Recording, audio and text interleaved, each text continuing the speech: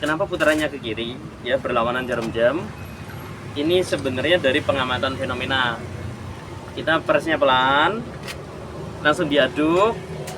Itu adalah ketika dalam satu kali tekanan ini, asumsinya ada bahan kimia organik yang terlepas. Saya sebenarnya dulu juga pengguna pestisida, Pak. Saya juga petani. Tapi saya sadari ternyata yang namanya pestisida itu bukan solusi. Satu, pestisida itu dosisnya nggak bisa sama.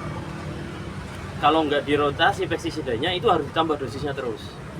Dan petani hari ini bukan lagi menggunakan pestisida satu, tapi dicampur jadi satu tangki. Bisa 3-5 macam.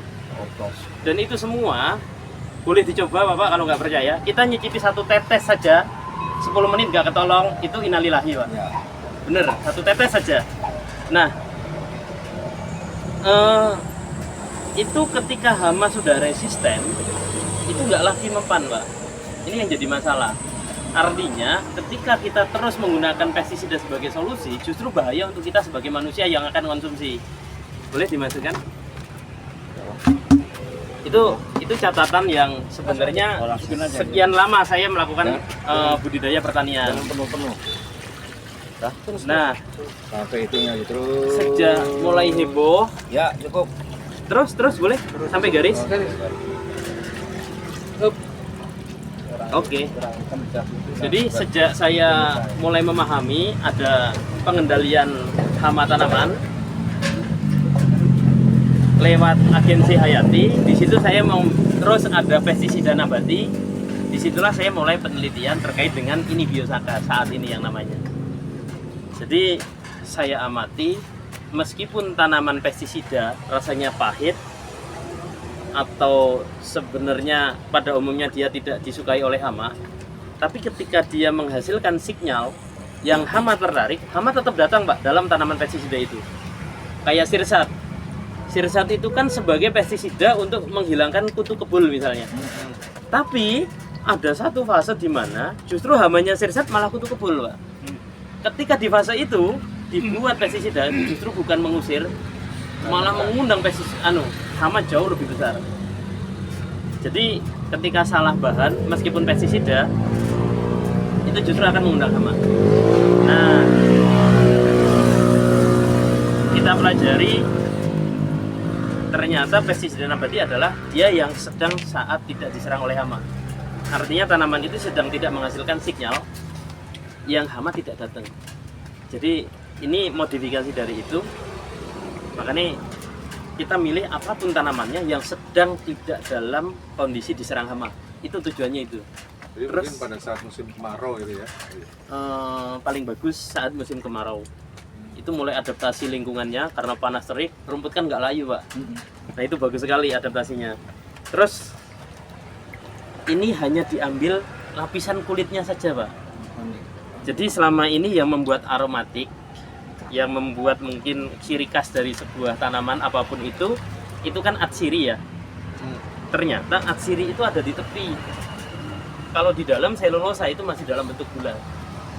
Nah, saya hanya mengambil lapisan tepinya saja. Makanya ini nggak boleh hancur nih. Lapisan luar. Kita hanya ngambil yang di kulitnya. Ya kulit inilah yang menentukan bahan kimianya disukai hama atau tidak sebenarnya. Karena gelombang keluar itu mau nggak mau kan dari pigmen. Pigmen itu kan bahan kimia. Tergantung pigmen yang diproduksi oleh tanaman itu. Tapi ya sekali lagi ini banyak tantangan Pak. Karena akan mereduksi penggunaan pestisida. Pasti. Tapi alhamdulillah ini sudah berjalan lebih dari 15 tahun. Saya dari 2012 saya sudah jalan. Dan sudah berkembang di banyak wilayah. Mungkin kalau ketemu di berbagai wilayah di Jawa, di Sumatera, Kalimantan, Sulawesi yang basisnya rumput itu pemberdayaan kami Pak. Namanya banyak, tapi umumnya gerakannya adalah Saka, selamatkan alam, kembali ke alam itu. Saya dijelaskan pembuatannya ini kenapa harus ke kiri? Kenapa putarannya ke kiri? Ya berlawanan jarum jam. Ini sebenarnya dari pengamatan fenomena. Kita presnya pelan, langsung diaduk. Itu adalah ketika dalam satu kali tekanan ini asumsinya ada bahan kimia organik yang terlepas. Itu langsung diaduk agar langsung tercampur dengan air. Terus putaran ke kiri, ini sebenarnya saya memperhatikan fenomena hampir semua tanaman merambat, Pak. Itu putarannya berlawanan jarum jam. Mungkin semua tanaman merambat. Ya, kalau itu diputar kebalik, dia lepas atau nggak mau atau patah. Kecuali tanaman beracun. Beberapa tanaman beracun yang sianidanya tinggi itu justru searah jarum jam.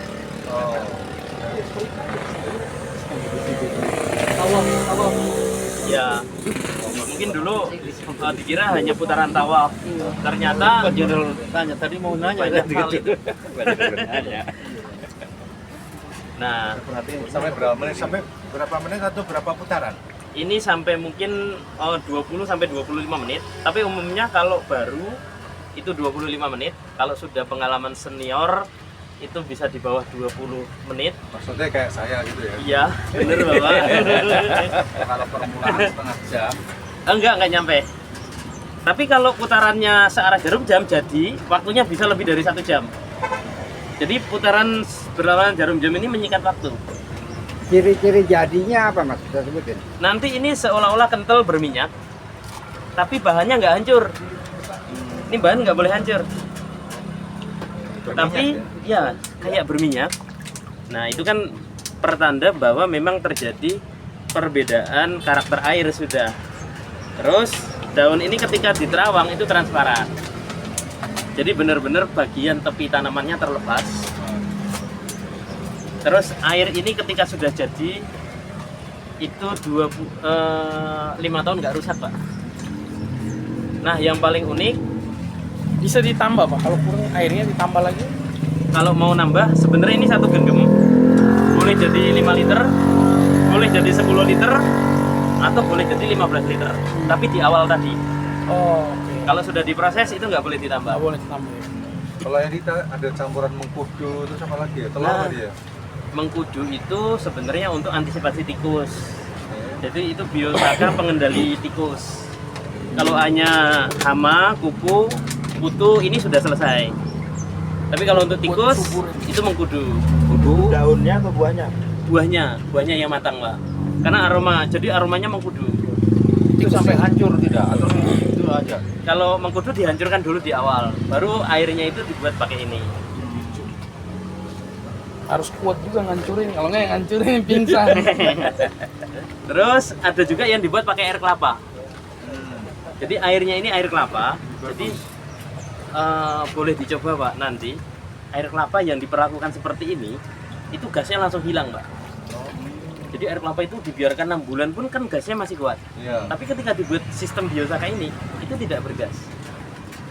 Nah, yang bisa mengikat itu tidak menjadi gas, itu adalah daun. Terus ini ke dalam prosesnya diberikan minyak goreng. Minyak gorengnya larut sempurna, Pak.